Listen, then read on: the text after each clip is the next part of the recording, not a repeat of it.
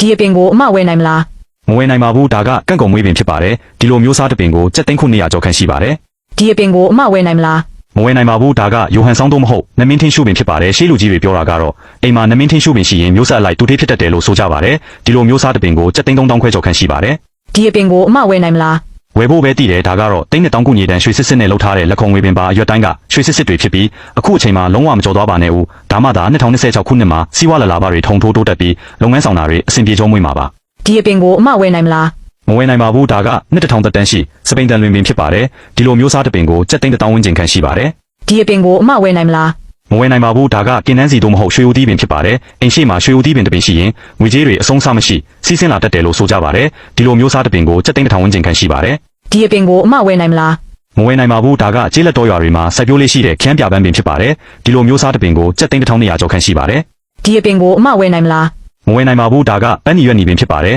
နီနီရဲရဲတောက်တောက်ပြောင်ပြောင်နဲ့လက်ကောင်းချင်းစီးဝါးတက်ချင်းကိုဆောင်ချင်းပေးတတ်ပြီးဒီလိုမျိုးစားတစ်ပင်ကိုကြက်သိန်း900ဝန်းကျင်ခန့်ရှိပါတယ် ဒီအပင်ကိုအမဝယ်နိုင်မလား မဝယ်နိုင်ပါဘူးဒါကတလဲပင်ဖြစ်ပါတယ်ဒီလိုမျိုးစားတစ်ပင်ကိုကြက်သိန်း100ကျော်ခန့်ရှိပါတယ် ဒီအပင်ကိုအမဝယ်နိုင်မလား မဝယ်နိုင်ပါဘူးဒါကလော့နန်တောင်ပေါ်ကရှေးဟောင်းအားရဲပင်ဖြစ်ပါတယ်တက်တန်း9000ကျော်ရှိပြီးရှေးဦးလူသားမျိုးနွယ်စုခေတ်ကလေးကပေါက်ရောက်ခဲ့တာဖြစ်လို့တန်မိုးဖြတ်လို့မရနိုင်ပါဘူး ဒီအပင်ကိုအမဝယ်နိုင်မလား မဝယ်နိုင်ပါဘူးဒါကဟွန်ရှမ်းတောင်ကအဲဂျိုထင်းရှုပင်ဖြစ်ပါတယ်နိုင်ငံတော်အဆင့်ပထမတန်းစားကာကွယ်ဆောင်ရှောက်ထားတဲ့အပင်ဖြစ်လို့ဝယ်ချင်ရင်တော့ဝယ်လို့မရပါဘူး ဒီအပင်ကိုအမဝယ်နိုင်မလား မဝယ်နိုင်ပါဘူးဒါကဟိုင်နန်ကျုံထွက်တစ်မွေးပင်ဖြစ်ပါတယ်ဒီပင်တစ်ပင်လေးကိုတင်လေလံပွဲမှာကြက်သိန်းတစ်သိန်းခွဲဝန်းကျင်အထိဈေးပေါက်ခဲ့ပူပါတယ် ဒီအပင်ကိုအမဝယ်နိုင်မလား မဝယ်နိုင်ပါဘူးဒါက1000သက်တမ်းရှိဖဲကျိုးပန်းပင်ဖြစ်ပါတယ်နိုင်ငံတော်အဆင့်ဒုတိယတန်းစားကာကွယ်ဆောင်ရှောက်ထားတဲ့အပင်ဖြစ်ပြီးတစ်မျိုးလုံးမှာ3ပင်ပဲရှိပါတယ်နှစ်စဉ် AB လာမှာပွင့်တဲ့ပန်းတွေကစီးနှင်းတွေလိုဖြူဖွေးနေတတ်လို့ AB နှင်းပွင့်လို့လည်းခေါ်ကြပြီးတန်မိုးဖြတ်လို့မရနိုင်ပါဘူး